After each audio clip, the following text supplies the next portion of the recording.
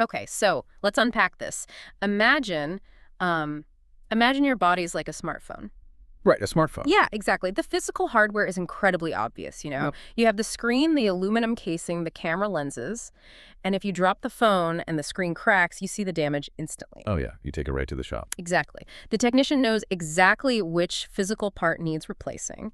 And honestly, we treat our bodies the exact same way. We obsess over the hardware. We focus on the muscles, the bones, the cardiovascular system, the gastrointestinal tract. If a bone breaks, we set it. If a muscle tears, we stitch it. You're very good at hardware mechanics. We are. But, and here's the big question, what about the electricity running through that smartphone? What happens when the battery drains down to like 1%? The panic sets in. Right, the panic. Yeah. Because the screen is perfectly intact, the camera is flawless, the processor is top of the line, but the whole system just starts glitching. Applications lag, the screen dims, background features shut down just to keep the core operating system, barely surviving. Yeah, we've all experienced that dying phone panic. Exactly. Yet when it comes to our own human machinery, we completely ignore the battery level. We don't even look at it. So today we are going to look at the invisible electricity that powers your entire machine. Welcome to the deep dive. It is such a critical shift in perspective, really, because without that power source, the hardware is, well, it's completely irrelevant. It is. It's just a paperweight. And the source material we are exploring today, it really forces us to confront this unseen power head on. We are examining this fascinating, highly detailed transcript from a YouTube video. It's titled, What is PRANA? And it's by a truly unique figure named Osman. Yes, Osman. Yeah. Widely known to his audience as the blind Muslim yogi. That's right.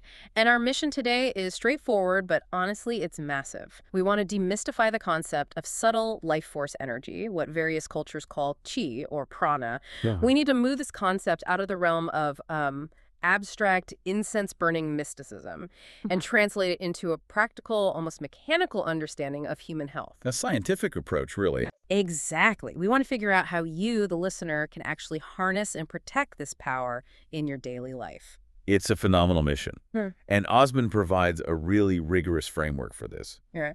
But before we get into the mechanics of Qi, we have an absolute obligation to offer a crucial disclaimer here. And to be fair, Osman himself is very quick to point this out in his own materials. Yeah, we definitely need to state this clearly. The practices, philosophies, and dietary guidelines we are discussing today, they are intended to offer natural therapies, combining ancient energetic sciences with modern biological understanding. However, they are absolutely not a replacement for traditional medical treatment. Right. Not a replacement. If you are dealing with a severe illness, an acute injury, or any medical condition, you must consult a qualified, licensed medical practitioner. Osman's work is offered entirely on a complementary basis. It's about synergy. Exactly. It's designed to enhance, support, and fill in the energetic gaps that might be lacking in standard allopathic medical fields. It is not designed to override your doctor's orders. That is vital context, yeah. You fix the hardware with the doctor, and you fix the power supply with the energetic practices. And to truly grasp the depth of what Osman is teaching, we really need to understand who is delivering this message. Because Osman is not just someone who, read a few books on Eastern philosophy and decided to start a YouTube channel. His background is, frankly, staggering. It really is. He is a bioenergy healer operating on a master level. Yes, a master level. And that's not a self-appointed title, right? It's the result of half a century of dedication. He has been practicing energetic healing alongside incredibly advanced level yoga and meditation for 50 years. 50 years. And to give you an idea of his trajectory, he attained his first samadhi experience by the age of 19. Wait, let's slow down there for a second because that term samadhi, it gets thrown around loosely in pop spirituality. What exactly is a samadhi experience, mechanically speaking, for someone who isn't steeped in yogic traditions? Right, it's not just feeling very relaxed. It is the pinnacle of meditative absorption. So in standard meditation, there is the observer, which is you, and the object you are focusing on, like your breath or a mantra. In samadhi, the boundary between the observer and the observed completely dissolves. Wow, okay. It is a state of profound, absolute stillness where the mind essentially stops generating distinct, separate thoughts and merges entirely with the subject of meditation. It requires an unfathomable degree of neurological and energetic control to achieve. Reaching that state by 19 indicates an incredibly rare level of early mastery. And he didn't just stop there. I mean, he has studied extensively and widely across multiple disciplines. He didn't lock himself into one dogma. He drew from various schools of thought from the Far East, the Middle East, and the West. He pressure tested these ancient systems. And the sheer volume of his practice is difficult to comprehend. I mean, at certain stages of his life, his intensive and rigorous practice extended up to 18 hours a day. Think about the physical and mental stamina required for that. 18 hours a day of focused, deliberate, energetic manipulation and meditation. Even now, after 50 years, he practices a minimum of 8 to 10 hours a day. He describes it simply as sharpening the sword. Just casually sharpening the sword for 10 hours? That's incredible. Yeah. And because of that razor-sharp instrument, he specializes in highly complex areas of healing. He takes on cases involving critical care, severe recovery, and even terminal illnesses. He possesses this really uncommon ability to heal on very serious levels with an exceptionally high success rate. Yes. And we're going to get into the specific mechanics of how he does this later, particularly his use of telepathic healing based on the principles of quantum entanglement. But it's important to establish the reality of his practice up front. Definitely. And because of that high success rate, the intensity of the energy required to facilitate that kind of healing, and his 50 years of in-depth study, his premium treatments and one-on-one consultations are not inexpensive. They reflect a lifetime of accumulated mastery. The energy healing service is his exclusive premium offering. Right. But, and this is a massive but here, his overarching mission isn't to restrict this knowledge to a wealthy few. His primary goal is to encourage as many people as possible to adopt a scientific, result-based, and simplified methodology derived from these ancient sciences. He has spent his lifetime trying to simplify incredibly complex, esoteric protocols so that an average person can achieve tangible results, as easily as possible. He wants to revive this lost science to improve modern society's health, peace of mind, and relationships, which is why he offers extensive advice, direction, and specific techniques through his YouTube channel entirely as a free service. He does not withhold the core informational mechanics there. Yeah, the free resources are amazing. If you want his paid live daily videos, his online lessons, or to request one-to-one consultations or group sessions, those are available on his Patreon through his website, yogawellness786.com. But the foundational science is available to anyone willing to listen. There is one more vital piece of biographical context we have to establish before we dive into the physical layers of the body. Osman is permanently blind. Yes, that's crucial. But the timeline here is really important. He has only been blind since May of 2023. That is a fascinating distinction. Right. For the vast majority of his life, decades and decades, he had normal eyesight. The reason this matters for our deep dive today is that when you listen to his materials, you will often hear him describing highly visual concepts. He describes the colors of energy, physical phenomena, spatial relationships, things that typically only someone with active eyesight could articulate. He explicitly points out that he draws heavily from a lifetime of visual memory. It creates a very unique perspective. Here's a man who navigated the dense, physical, visual world for most of his life, while simultaneously mastering the invisible, subtle, energetic world. Now, his primary sensory input from the physical world has been removed, forcing him to navigate reality entirely through that sharpened, subtle awareness. Which perfectly sets up the foundational concept of his entire philosophy: how we define the human construct. So let's get into the blueprint. According to Osman's synthesis of ancient sciences, a human being isn't just flesh and blood. The blueprint consists of 5 distinct layers. Yes, the 5 layers, or what ancient Vedic texts refer to as the koshas. While Osman acknowledges all 5, which typically include the physical body, the energy body, the mental body, the wisdom body, and the bliss body, he focuses the vast majority of his practical teaching on the critical relationship between the first 2. The hardware and the battery. Exactly. The primary layer is the dense physical body, the organs, the bones, the blood. The secondary layer is the subtle life force energy layer, the chi, the prana. And this isn't exactly a new idea, right? I mean, if we look back at Swami Sivanand from the Divine Life Society, or Yogananda in his famous autobiography of a yogi, they both talked extensively about this subtle astral body that animates the physical form. Even Swami Vivekananda and Ramakrishna emphasized that the physical is just the outermost shell of a much deeper energetic reality. Oh, absolutely. Osman is standing on the shoulders of those giants, but he's translating it for a modern, scientifically minded audience. Right. And I need to play devil's advocate here, because this is where a lot of modern Western educated listeners might start to tune out. If I cannot see this secondary layer under an electron microscope, if I cannot take a blood draw and measure my chi levels, how can we even talk about this scientifically? Is this just unfalsifiable mysticism? Are we just giving a magical name to the feeling of being well rested? It's the most common pushback, and it's entirely understandable. We were conditioned by a strictly materialist scientific paradigm. Like, if you can't isolate it in a petri dish, it doesn't exist. But Osman is challenging the limitation of our current instruments, not the scientific method itself. He argues that the secondary energetic layer acts as the governing blueprint for the primary physical layer. Walk me through what you mean by a governing blueprint. Think about it architecturally. The physical body is the building materials, the bricks, the mortar, the steel beams. But those materials don't just magically assemble themselves into a skyscraper. There is an invisible blueprint, a mathematical plan, that dictates exactly where every brick must go. Osman is suggesting that the subtle energy layer is that blueprint. It is a highly organized matrix of vital force that dictates cellular behavior, immune response, and neurological firing. When a cell divides, how does it know whether to become a liver cell or a heart muscle cell? Modern biology points to DNA, but Osman points to the energetic field that informs the DNA. So instead of the smartphone analogy, it's more like gravity or Wi-Fi. Yeah. You absolutely cannot see the Wi-Fi signal in your living room. You can't catch it in a jar. But if the router goes down, your physical smart TV, which has all its hardware perfectly intact, suddenly becomes a useless piece of plastic. It stops streaming the movie. The invisible force dictates the utility of the physical object. That is a much more accurate progression of the analogy. The Wi-Fi carries the data that tells the hardware what to do. Osman's argument is that modern medicine is incredibly advanced at fixing the physical TV screen, but it completely ignores the invisible router. When something goes wrong, chronic fatigue, autoimmune issues, mysterious pains, we aggressively treat the primary physical layer. We give a pill to suppress the physical symptom. But if the underlying secondary energetic layer is misaligned, distorted, or depleted, the physical body will continually struggle to maintain its structure. Okay, I'm following the logic of the blueprint.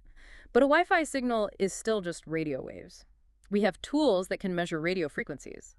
If this subtle life force energy is the router for the human body, what is the actual nature of the signal? Osman says he wants to bring a scientific, mechanical approach to this. So what is the physics of qi? This is where Osman completely bridges the gap between ancient yogic texts and modern physics. He places this subtle life force energy firmly in the quantum physics ambit. He provides a very specific framework. He clarifies what it is not first. He says, chi or prana is not a physical particle. You will never find a chi atom. He also says it is not a standard classical wave like an electromagnetic cellular signal or a microwave that our current physical instruments can easily detect and measure. Then what is it? If it's not a particle and it's not a standard wave, what's left? It possesses neither a strict permanent wave nature nor a strict permanent particle nature. Instead, it can interchangeably assume the properties of both, depending on how it is interacted with. Wait, wave-particle duality? That is straight out of the double-slit experiment in quantum mechanics. Precisely. And this is exactly the kind of stuff they talk about on podcasts like Buddha at the Gas Pump with Rick Archer. Oh, yeah, I love that show. Right. Rick Archer had Bernardo Kastrup on, who talks about analytic idealism and the quantum mind. He also had Rupert Spira and Adyashanti on, discussing how consciousness shapes reality. It's the same core concept. For the listener who might not be familiar, the double-slit experiment is one of the most famous and baffling experiments in physics. Yeah. If you fire particles, like electrons or photons, at a barrier with two slits in it, and you don't observe them, they behave like a wave, passing through both slits simultaneously and creating an interference pattern on the wall behind. They exist in a state of pure potential. But the moment you place a detector at the slits to observe which one the particle goes through, the wave function collapses. The energy acts like a solid particle going through only one slit. The act of observation literally changes the physical reality of the energy. It's wild. Yes. And Osman is applying this exact quantum principle to biology. He is stating that life force energy operates under these same quantum rules within our bodies. It exists as a wave of potential, a subtle, non-localized field of vital force. But here's the mechanism, the how of it all. This energy can be controlled by thought or the mind. I need you to break that down for me. I understand a physicist observing an electron in a sterile lab with a laser detector, but how does my feeling of calm, or focus literally act as an observer that collapses a quantum wave inside my nervous system. What is the bridge between a psychological state and quantum physics? In Osman's framework, human consciousness is the ultimate observer. A thought isn't just a psychological abstraction, it's a highly concentrated point of conscious intent. When you focus your mind, you're acting as the detector in the double-slit experiment. Your focused consciousness collapses the wave function of the subtle energy, directing it from a state of formless potential into a specific localized action within your physiology. If that's true, it completely rewrites the relationship we have with our own bodies. It means you aren't a victim of your biology, you are the programmer. It makes the mind the ultimate architect of physical reality. And we hear this echo everywhere now. I mean, look at Lewis Howes' School of Greatness podcast. He constantly explores this. Oh, absolutely. He had Dr. Joe Dispenza on to talk about the quantum field and how our thoughts literally rewire our brain chemistry. And he also had Bruce Lipton on, right? Talking about the biology of belief and epigenetics, how our perception of the environment controls our genes. And he even had Wim Hof on, demonstrating how conscious breathing can literally fight off a bacterial infection. Exactly. Lewis Howes really champions this idea that we are the programmers. And this is exactly how Osman explains the mechanics of energy healers. A master healer like Osman isn't just waving his hands around hoping for the best. He has spent 50 years training his mind to hold an incredibly stable, powerful state of observation. He learns to increase and balance the subtle energy within his own energetic field using his directed intent. And then what? How does that help someone else who is sick? This is where his telepathic healing capabilities come in, based on the principles of quantum entanglement. Quantum entanglement. That's Albert Einstein's spooky action at a distance. Exactly. In quantum physics, when two particles become entangled, they share a unified quantum state. If you change the spin of one particle, the other particle instantly changes its spin to match, regardless of the physical distance between them, whether they are separated by 10 feet or 10 light years. The information transfer appears to happen instantaneously, bypassing the classical limits of space and time. So Osman is saying that through focused meditation and specific energetic techniques, a healer can entangle their balanced, highly charged, subtle energy field with the depleted or chaotic energy field of a patient. Yes. The healer uses their mind to establish that quantum link. Once entangled, the healer introduces balance and harmony into the shared energetic system. Because the patient's subtle energy blueprint is entangled with the healer's, the patient's field begins to mirror that balance. And as we established with the blueprint concept, once the secondary subtle layer is corrected, it begins sending the right instructions down to the primary physical layer, jump-starting the physical healing process. That is mind-bending. But it also raises a massive glaring contradiction. If our thoughts control our subtle energy, and our subtle energy controls our physical bodies, why can't I just manifest a perfect body? If I tear my ACL playing basketball, why can't I just sit on the couch, focus my consciousness, collapse the wave function, and heal the ligament in an afternoon?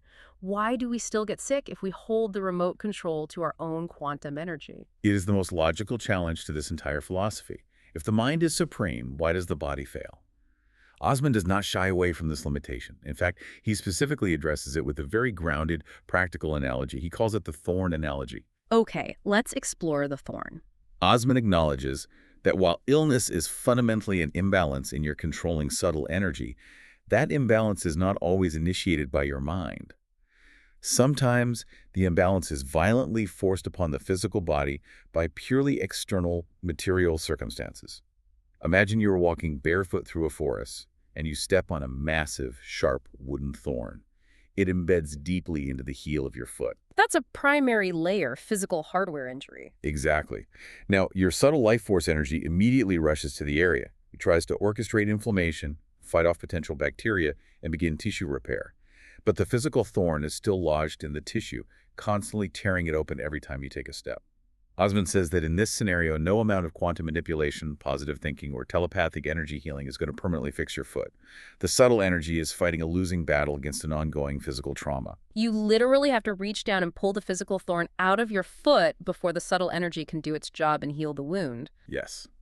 The energy is profoundly powerful, but it operates within the constraints of the physical environment.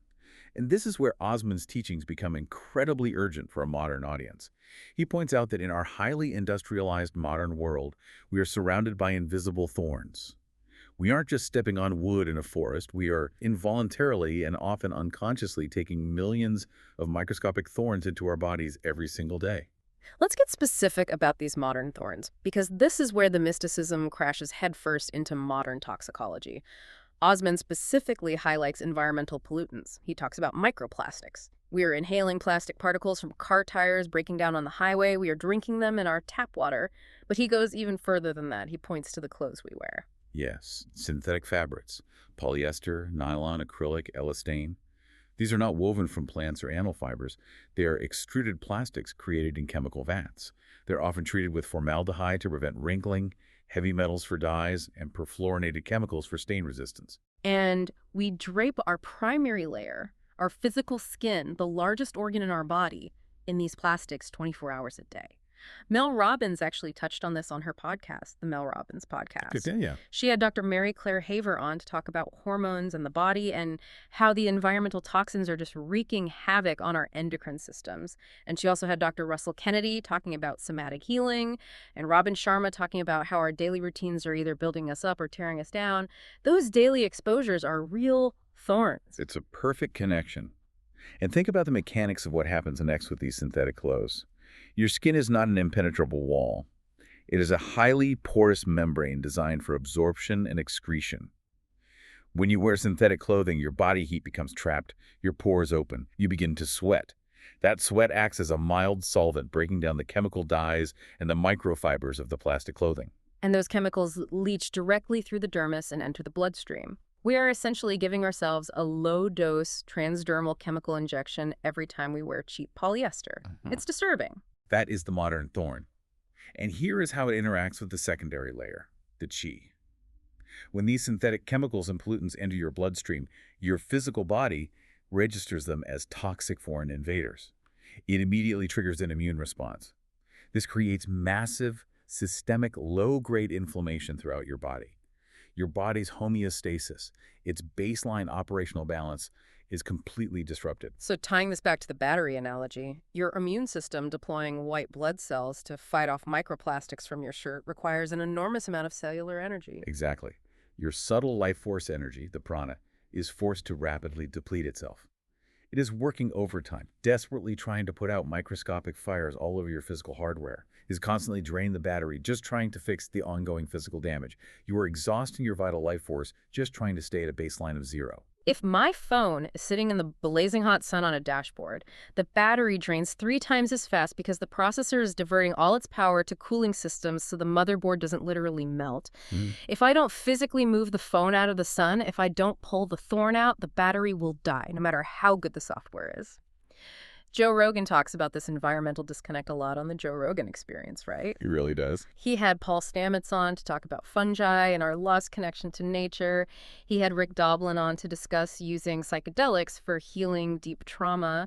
And he had Naval Ravikant on, who brilliantly broke down how modern society's constant bombardment is destroying our peace of mind. We're just surrounded by these thorns. That is exactly Osman's point.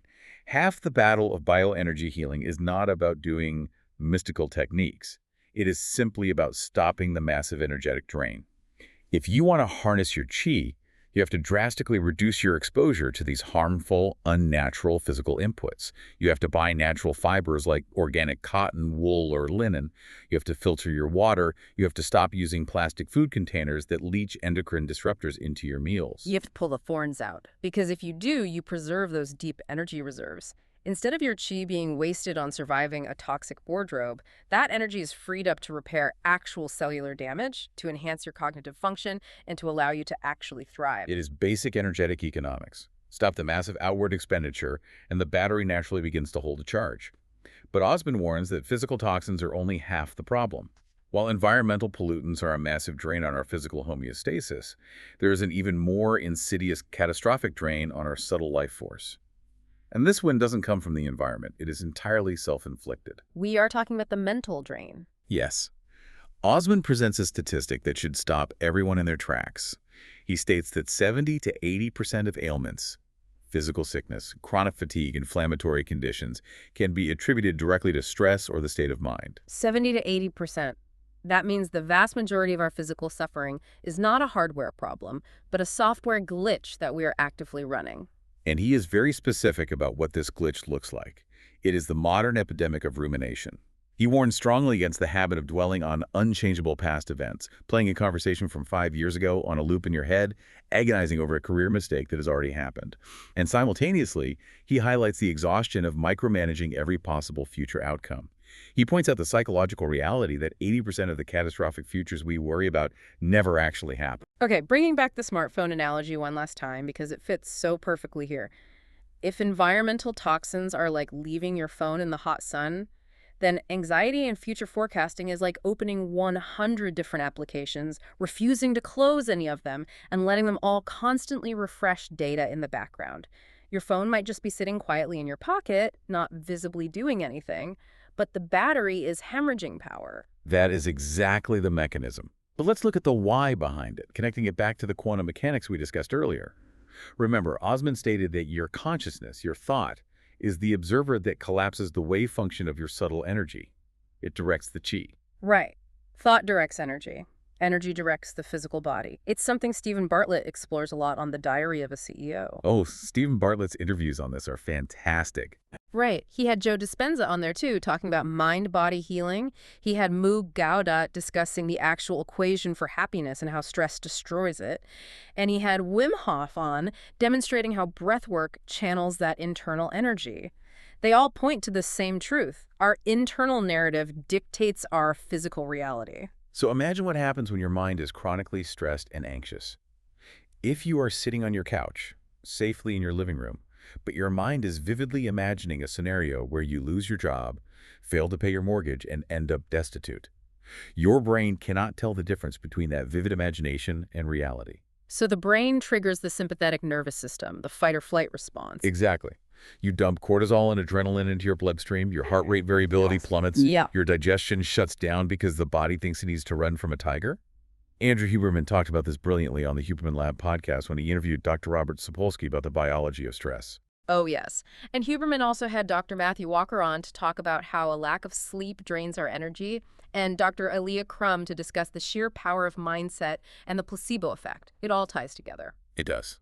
But mechanically, energetically, what is happening according to Osman? Your anxious mind is acting as a commander, ordering your subtle life force energy to mobilize for a massive life-or-death physical conflict that does not actually exist. You are directing your vital life force to fight phantom battles in an imaginary future. And as a result, your energy is rapidly depleted. You are actively commanding the battery to drain. And when that subtle energy is depleted by your own mind, your physical body is left completely defenseless in the present moment. The energy that should be maintaining your immune system, repairing your cells, and digesting your food has been squandered on an imaginary crisis. This is why chronic stress so reliably leads to physical illness. The blueprint is exhausted. I have to push back hard on this, though, because it's one thing to explain the mechanics of it, but it's another thing entirely to live in the modern world. It is incredibly easy for a master yogi who has spent 50 years meditating to say, stop worrying about the future. But if someone listening to this deep dive is facing crushing medical debt, or their child is struggling in school, or they are dealing with a toxic work environment, telling them to just stop worrying borders on insulting. It's tone deaf to the reality of modern survival. How is this advice actually practical? That is a completely valid and necessary challenge. And Osman would agree with you. He is not saying that the challenges of the modern world aren't real. He isn't advocating for a toxic positivity where you just ignore your mortgage. His point is about the efficiency of your response. What do you mean? When you are faced with a real-world problem, you need your cognitive function sharp, your physical body healthy, and your energy levels high to solve that problem. The anxiety loop, the endless rumination and panic does not solve the problem. It is an evolutionary mismatch. We're using an energetic response designed to survive a 5-minute physical predator attack to try and process a 30-year financial liability. It simply doesn't work. Osman's philosophy isn't about achieving a flawless state of Zen where you never feel an ounce of concern. It is about having practical tools to interrupt that useless energetic hemorrhage. You need a tool to force quit the background apps. Precisely. You need a mechanism to manage your psychology so it acts as a shield rather than a drain. If you can use a tool to break the anxiety loop, you stop the impact on your limited subtle energy. You conserve that energy, leaving it available to keep your physical body resilient while you navigate the actual challenges of your life. And this brings us to a highly practical resource that Osman provides. We mentioned he offers free resources on his YouTube channel, but he specifically designed a tool for this exact problem. He offers a free 5-minute yoga and meditation program. You can download it directly from his website, yogawellness786.com. And to be absolutely clear for our listeners, we are only talking about this free resource today. In the past, he ran a promotional $5 anxiety fix, but that is no longer available. That promotion is completely over, so please don't go searching for it. The focus is entirely on the free 5-minute daily practice available right now. Right, just 5 minutes. It's not about retreating to a cave for 18 hours a day like he did in his youth. It's a 5-minute state interrupter. It's designed to consciously shift the autonomic nervous system out of fight or flight and back into a state of rest and repair, plugging the energetic leak. Which is so crucial, especially when you consider the more intense, energetic phenomena that can occur when you start meditating deeply. I mean, thinkers like Gopi Krishna and Dr. Bonnie Greenwell have written extensively about Kundalini awakenings, when this subtle energy rises dramatically. If your physical and mental systems aren't prepared and calm, that sudden surge of energy can be overwhelming. So starting with just 5 minutes of regulation is the perfect, safe entry point. Definitely. And Rainn Wilson's Soul Boom podcast actually touches on this need for accessible spirituality.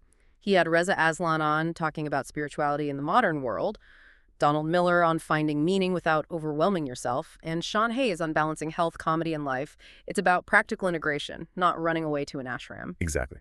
So let's recap where we are. We have established the physical architecture of the problem. We are losing massive amounts of qi through involuntary exposure to physical toxins, the external thorns, and we are bleeding out the rest of our qi through chronic mental stress and rumination, the internal drain. Okay, so we've identified the leaks. We know we have to pull out the synthetic thorns and use meditation tools to stop the mental bleeding.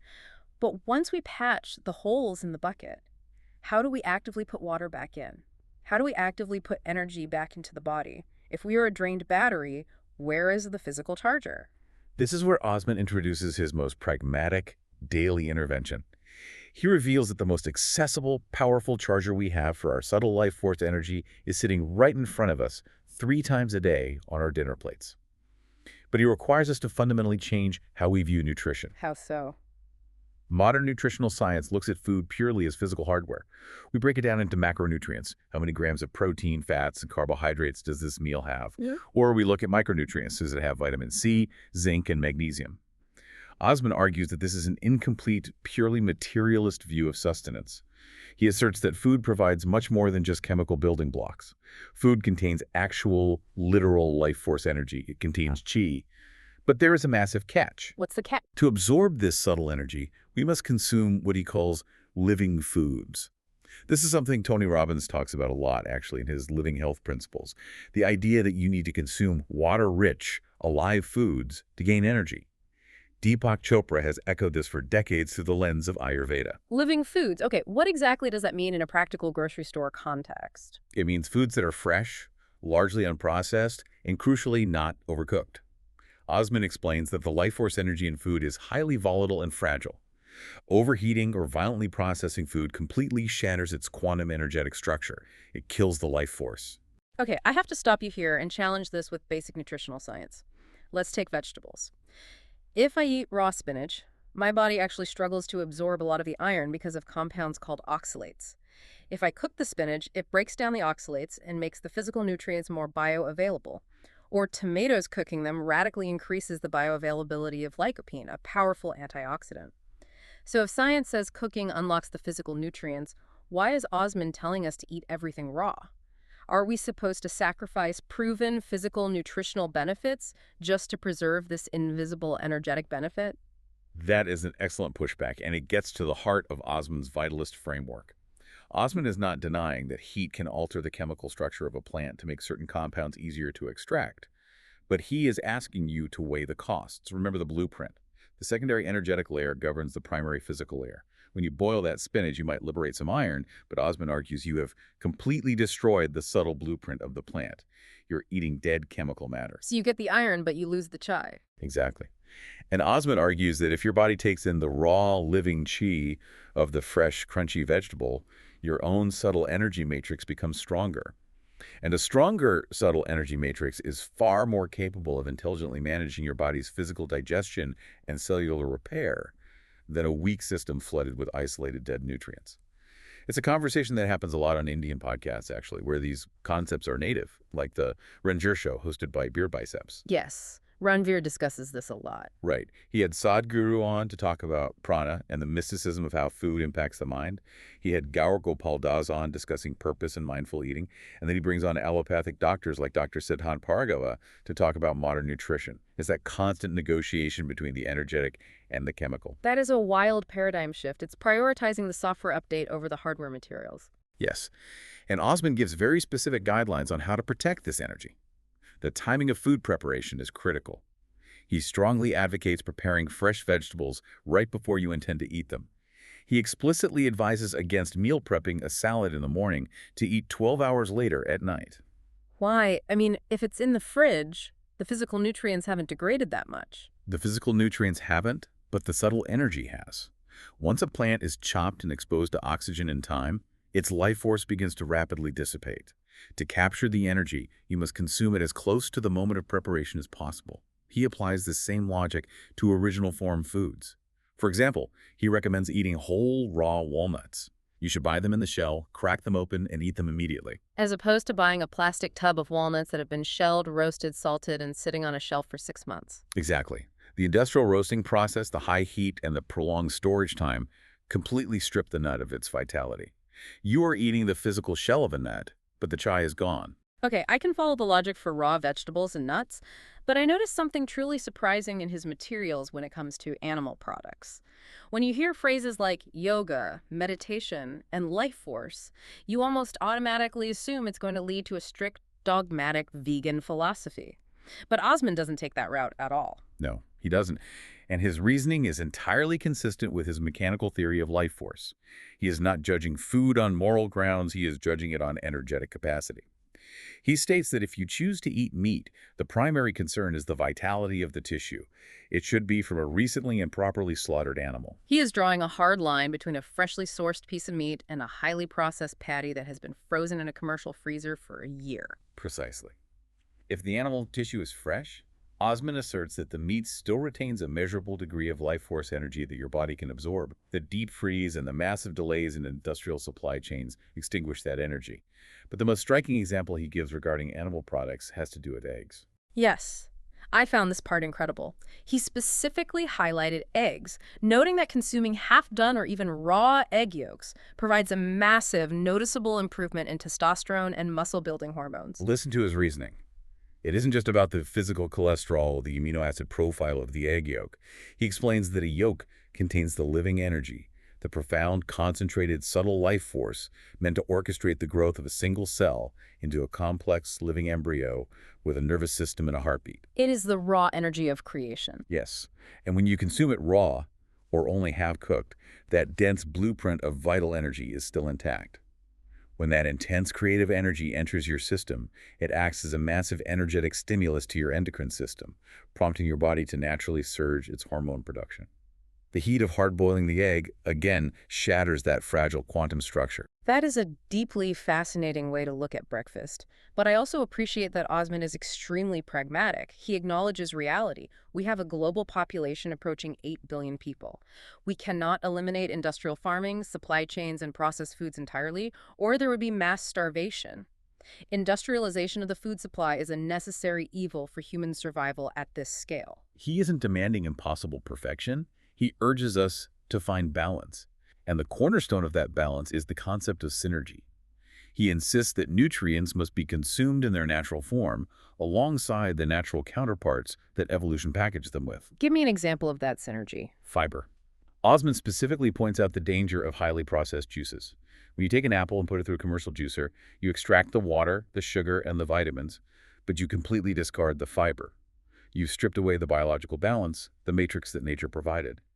Your body absorbs the sugar too quickly, causing a massive insulin spike, which acts as a stressor, a thorn draining your energy. So by trying to isolate the healthy part of the fruit, you actually create an energetic deficit. Exactly. And he applies the same warning to artificial supplements.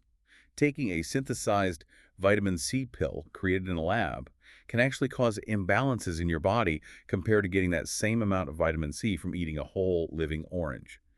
The pill might have the exact chemical structure, but it completely lacks the subtle life force energy and the synergistic cofactors present in the whole food. It's dead information. It's the difference between reading a textbook about swimming versus actually jumping into the water. The data is there, but the vital experience is missing. And to make all of this accessible, Osman offers a wonderfully simple starting point for the listener. Because hearing all this might make someone want to throw out their entire pantry in panic, which, as we established, would just drain their energy further through stress. Right, do not stress about the changes. Osman suggests a simple, completely manageable daily challenge. You do not have to overhaul your entire life overnight. He suggests simply adding one fresh, living item to your diet every single day. Just one apple a day, or a handful of fresh berries, or those raw walnuts we talked about. Whatever fresh, unprocessed thing you actually enjoy eating. Just ensure it is raw and alive. He promises that if you simply start incorporating that one small influx of living energy into your daily routine, your physical body will recognize the addition of qi. You will physically feel a shift in your energetic baseline within 24 to 48 hours. It is a profound yet completely accessible experiment you can run on your own body. So as we wrap up this deep dive, let's take a moment to recap the massive journey Osman has taken us on. We started by tearing down the materialist assumption that the physical body is the only reality. We looked at the true blueprint of the human construct, recognizing that a subtle, invisible energy, qi, or prana acts as the foundational software running our physical hardware. We grounded that seemingly mystical concept in the realities of quantum mechanics. We explored wave-particle duality and the mind-bending reality that our consciousness acts as the observer, actively directing and collapsing this biological energy. We learned how masters like Osman use quantum entanglement to facilitate telepathic healing. But we also faced the harsh limitations of the modern world. We acknowledged the thorns, the environmental pollutants, the microplastics, the synthetic clothes that force our immune systems into overdrive, constantly draining our battery just to maintain a baseline of survival. We confronted the massive, self-inflicted energetic drain of our own anxiety, the habit of dwelling on an unchangeable past and constantly fighting phantom battles in imaginary futures. And finally, we discovered the charger. We explored how eating fresh, living food prepared immediately before consumption with its subtle life force intact is the most direct, practical way to refill our depleted energy reserves. It is a complete, holistic system. And the most important takeaway is that Osman's philosophy isn't about achieving some impossible, monkish perfection while living in a modern, industrialized society. It is simply about making conscious choices. It is about understanding the mechanics of your own energy so you can reduce the unnecessary drains and find small daily ways to recharge. If this framework resonates with you and you want to explore his methods further, remember to check out his free resources on his YouTube channel. Or you can visit his website directly at yogawellness786.com. That is where you can find his Patreon for paid live daily videos, request one-on-one consultations or group sessions, and most importantly, where you can download that free 5-minute yoga and meditation program to help shield your mind from the anxiety loop. Osman has spent 50 years mastering these techniques, spending decades practicing up to 18 hours a day to achieve states like samadhi. He has done the grueling work of bridging the gap between esoteric ancient sciences and a simplified, result-based methodology. And his insights leave us with a powerful, slightly intimidating new lens through which to view every single one of our daily habits. It really does change everything. Which leaves us with a final thought to ponder. If everything Osman is saying is true, then nothing you do is neutral. Every interaction is an energetic transaction. The next time you sit down for a meal, or the next time you catch yourself agonizing over a past mistake, or even when you simply choose which shirt to wear in the morning, ask yourself this. Are you actively feeding your life force energy, or are you commanding it to be consumed? If your mind is the architect of your quantum reality, what kind of blueprint are you drawing today?